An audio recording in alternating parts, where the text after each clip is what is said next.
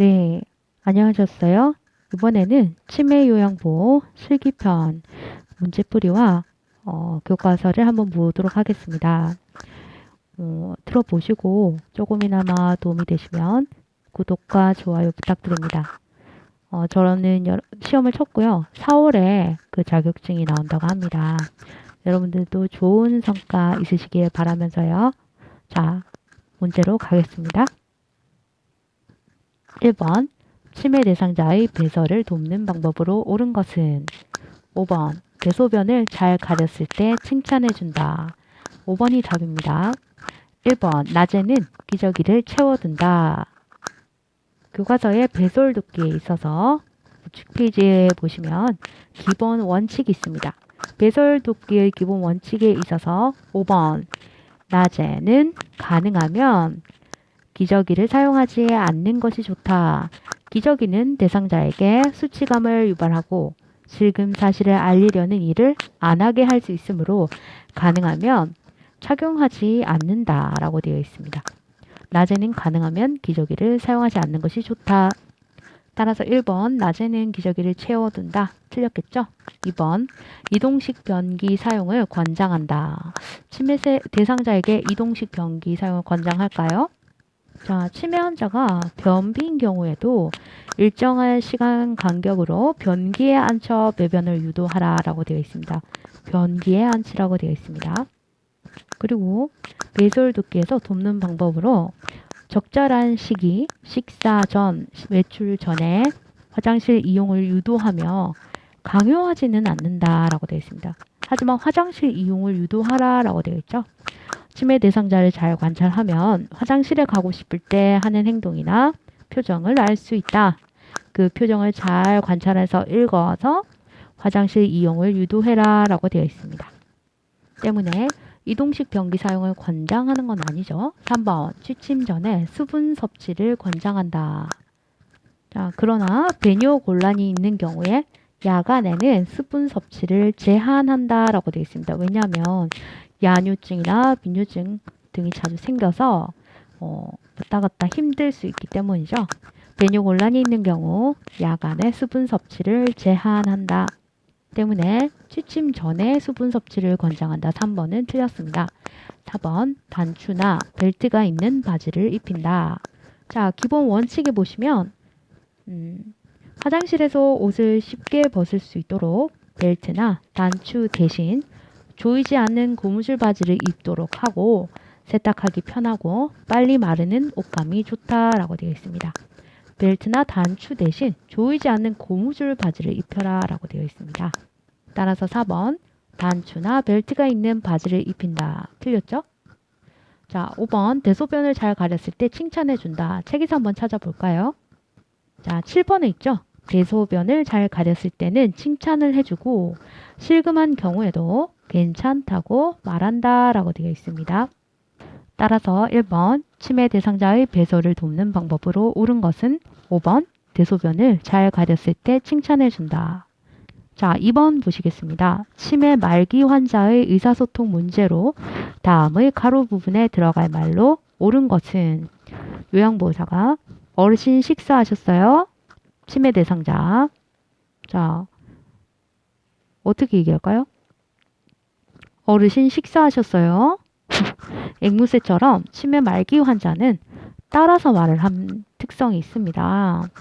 치매 말기 환자의 의사소통 문제로 자, 어떤 문제가 생기냐 이 말이죠. 다음의 부분에 들어갈 말로는 똑같이 반복해서 앵무새처럼 따라한다. 어르신 식사하셨어요? 어르신 식사하셨어요? 이렇게 따라한다는 겁니다. 답은 4번입니다.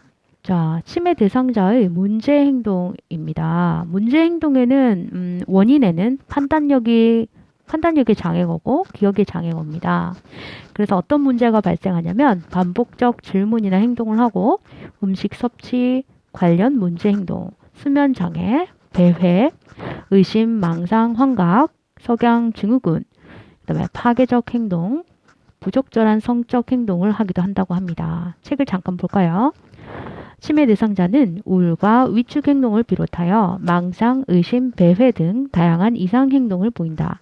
감정과 행동이 갑자기 변화하거나 해질 무렵에 특정 증상이 더 악화되기도 한다.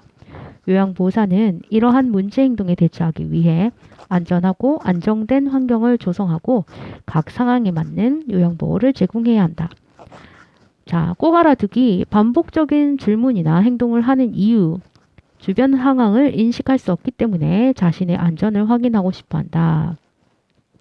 자신의 안전을 확인하고자 반복하나 봐요. 논리적으로 생각하는데 문제가 있기 때문에 자신이 가진 의문에 대한 답을 구하지 못했다고 생각한다. 그 답이 안 났다고 생각해서 계속 반복적으로 질문을 한다거나 안절부절 못하나 봐요. 3번 관심을 얻기 위해 행동한다. 자, 그렇습니다. 자, 특히 질문에 답을 해주는 것보다 치매 대상자를 다독거리며 안심시켜주는 것이 중요하다. 그리고 반복되는 행동을 억지로 고치려고 하지 않는다라고 되어 있습니다. 자, 그리고 반복적인 행동이 해가 되지 않으면 무리하게 중단시키지 말고 그냥 놔두어도 된다라고 되어 있습니다. 또한 돕는 방법으로는 반복 질문이나 반복 행동에 대한 관심을 다른 곳으로 돌린다라고 되어 있습니다. 자, 3번 치매 대상자가 거주하는 집안의 안전관리로 옳은 것은 치매 대상자가 거주하는 집안의 안전관리로 옳은 것은 4번 문의 유리나 거실의 커다란 유리창에 그림을 붙인다. 자, 선생님들이 수업을 해주시죠. 유리에 땡 하고 받쳐서 다칠 수 있다고 했습니다. 그래서 문의 유리나 거실의 커다란 유리창에 그림을 붙여서 인지할 수 있도록 도와준다라고 되어 있습니다. 자, 치매 대상자의 안전과 사고 예방에서 보시면 밑에 돕는 방법에서 방과 주변 다음 장으로 넘어가시면 자, 8번에 유리문이나 큰 유리창에는 눈높이에 맞춰서 그림을 붙여 유리라는 것을 알게 한다. 자, 왜? 부딪히지 않게 하기 위해서입니다.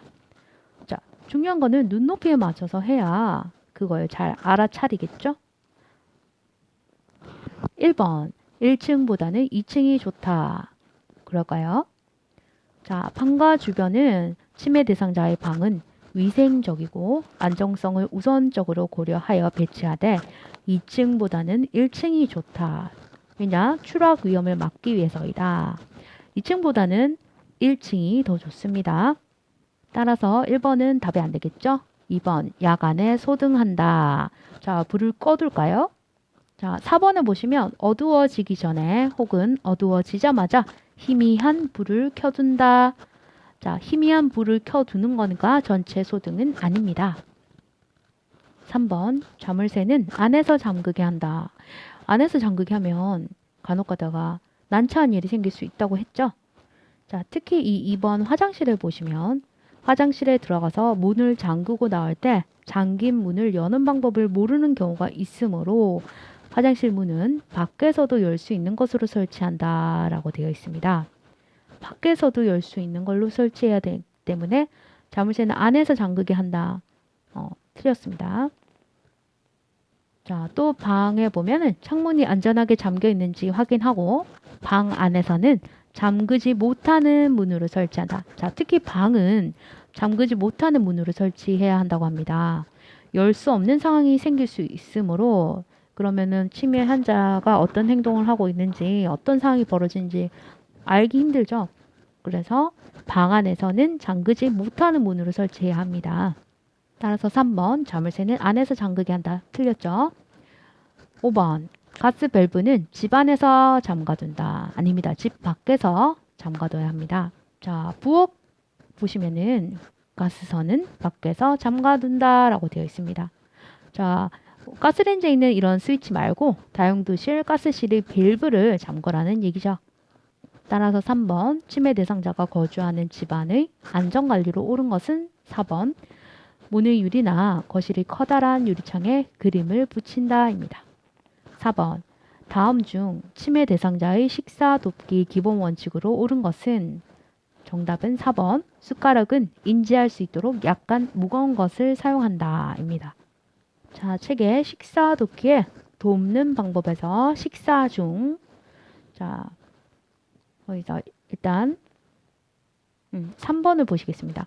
손잡이가 크거나 손잡이에 고무를 붙인 약간 무거운 숟가락을 주어서 숟가락을 쥐고 있다는 사실을 잊어버리지 않게 해준다. 치매 환자는 인지력이 좀 많이 부족하죠. 그래서 약간 무거운 숟가락을 주어서 숟가락을 쥐고 있다는 사실을 잊어버리지 않게 도와줘야 된다고 합니다. 그래서 이걸 가지고 식사 중임을 인지시키게 한다라고 되어 있습니다.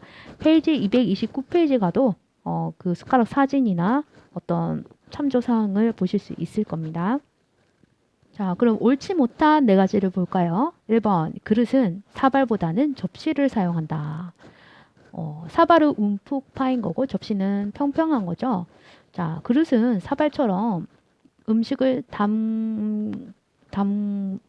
담아두고 옆으로 잘 새지 않는 모양. 그러니까 움푹 파인 게 좋죠. 자, 식사 돕기의 기본 원칙에 보시면 3번에 그릇은 접시보다는 사발을 사용하여 덜 흘리게 한다. 그릇은 접시보다 사발을 사용하여 덜 흘리게 해야 한다. 입니다. 그래서 1번이 틀렸죠? 2번, 식탁 위에 소금과 간장을 놓아둔다. 자, 이런 양념들은 놓지 않는다고 배웠습니다. 자, 5번 보시면 소금이나 간장과 같은 양념은 식탁 위에 두지 않는다라고 되어 있습니다. 또 뭐 이쑤시개, 자, 이런 혹은 또 약, 뭐 그런 것들도 뭔지 모르고 먹을 수가 있기 때문에 식탁 위에 두지 않는다를 꼭 기억해 두시기 바랍니다. 3번, 졸려 하더라도 정해진 시간에 식사를 하도록 한다. 자, 졸리면 굳이 식사를 하게 안 해도 된다라고 했죠. 자, 식사 돕기 기본 원칙 8번에 보시면 치매 대상자가 졸려하거나 초조해하는 경우 식사를 제공해야 하지 않는다. 자, 억지로 제공하지 말라는 얘기입니다. 자, 졸려하거나 초조해하는 경우 식사를 제공하지 않는다입니다. 그래서 정해진 시간에 졸리더라도 식사를 하게 하는 것은 강제행위죠. 그래서 안 된다. 틀렸다라는 겁니다. 5번, 사례에 자주 걸리는 대상자에게는 묽은 음식을 제공한다. 근데 묽은 음식이 오히려 사례에 더 잘 걸리게 한다 하죠. 그래서 걸쭉한 음식을 제공해야 한다입니다. 자, 기본 원칙 7번에 보시면 치매 대상자가 물과 같은 묽은 음식에 사례가 자주 걸리면 좀 더 걸쭉한 액체 음식을 제공한다라고 되어 있습니다. 미음이나 죽 같은 거를 주면 된다입니다. 그래서 4번 다음 중 치매 대상자의 식사 돕기 기본 원칙으로 옳은 것은 4번 숟가락은 인지할 수 있도록 약간 무거운 것을 사용한다입니다. 자, 5번 다음 중 치매 대상자의 목욕을 돕는 방법으로 옳은 것은 자, 치매 대상자의 목욕을 돕는 방법으로 옳은 것은 5번 치매 대상자의 욕실 내에 혼자 머무르게 하지 않는다입니다. 치매 대상자를 욕실 내에 혼자 머무르게 하지 않는다. 그러면 틀린 답을 볼까요? 1번 대상자를 욕조에 앉힌 후에 목욕시킨다. 자, 볼까요? 자, 책에 보면은 욕조에서 미끄러지더라도 다치지 않도록 욕조 내에 적당량의 물을 받아둔다. 물을 먼저 받아두라고 했습니다. 그리고 나서 발목 정도 높이의 물을 미리 받은 후에 대상자를 욕조에 들어가게 하고 조금씩 채운다. 자, 근데 이게 그 선생님들께서 답을 알려주실 때 책에서 보면은 결국 욕조에 들어가서 씻기는 거는 맞습니다. 여기 보면 또 욕조에서 목욕하는 것이 조금 더 안전하다라고 되어 있거든요. 그러면은 왜 저 대상자를 욕조에 앉힌 후에 목욕을 시킨다가 틀렸지? 라고 생각할 수 있습니다. 참 이상하게 대상자를 욕조에 앉힌 후에 목욕시킨다. 아무 설명이 없었다고 해서 이게 답이 안 된다고 합니다. 좀 억지스러운 거죠. 그러니까 대상자를 욕조에 앉힌 후에 목욕시킨다가 아니라 대상자를 그 욕조에 발목 정도의 물을 받은 후에 욕조에 앉힌다라고 해야 맞다고 합니다.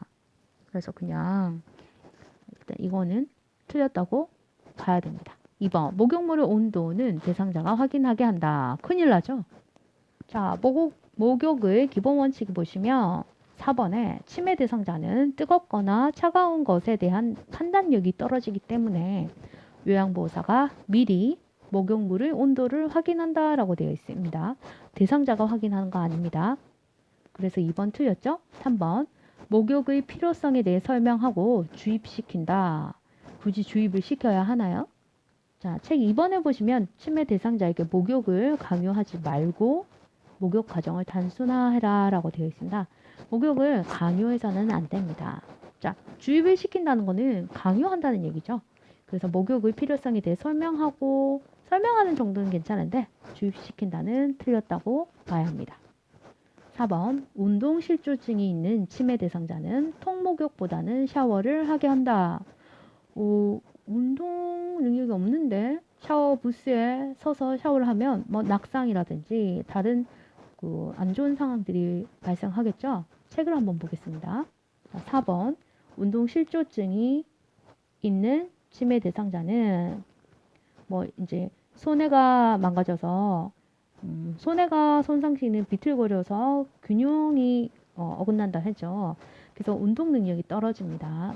운동 실조증이 있는 치매 대상자는 넘어져 다칠 수가 있기 때문에 샤워보다는 욕조에서 목욕하는 것이 안전하다. 욕조 시설이 없으면 샤워 시설 내에 지지대를 설치하거나 목욕 의자를 사용한다라고 되어 있습니다. 자, 지지대는 곧 안전 손잡이겠죠. 가급적이면 욕조가 있으면 욕조에서 목욕하는 것이 안전하다입니다. 때문에 4번 운동 실조증이 있는 치매 대상자는 통목욕보다는이 아니라 샤워 목욕보다는 통목욕을 하게 해야 한다. 그렇게 돼야 정답이죠. 그렇지 않기 때문에 정답은 5번 치매 대상자를 욕실 내에 혼자 머무르게 하지 않는다. 자, 그럼 이 부분도 한번 찾아보도록 하겠습니다. 자, 목욕 기본 원칙에 6번에 보시면 치매 대상자를 욕실 내에 혼자 머무르게 하지 않는다라고 되어 있죠. 자, 욕실 내에 혼자 있다가 자물쇠를 잠글 수도 있기 때문에 조심해야 하고 못 열 수도 있답니다. 치매 대상자를 혼자 두지 않기 위하여 목욕에 필요한 모든 물품을 준비한 후에 목욕을 시작한다라고 되어 있습니다. 자, 옆에 참고를 보실까요? 치매 대상자의 목욕에는 많은 에너지가 필요하므로 대상자가 목욕을 거부할 때 대상자 및 요양보호사의 안전을 위해 혼자서 목욕을 시키지 않는다. 참고하시기 바랍니다. 자, 때문에 5번 다음 중 치매 대상자의 목욕을 돕는 방법으로 옳은 것은 5번 치매 대상자를 욕실 내에 혼자 머무르게 하지 않는다입니다. 6번 운동 프로그램에 참여하고 있는 치매 대상자가 흥분하여 갑자기 사람들을 위협할 때 대처하는 방법은?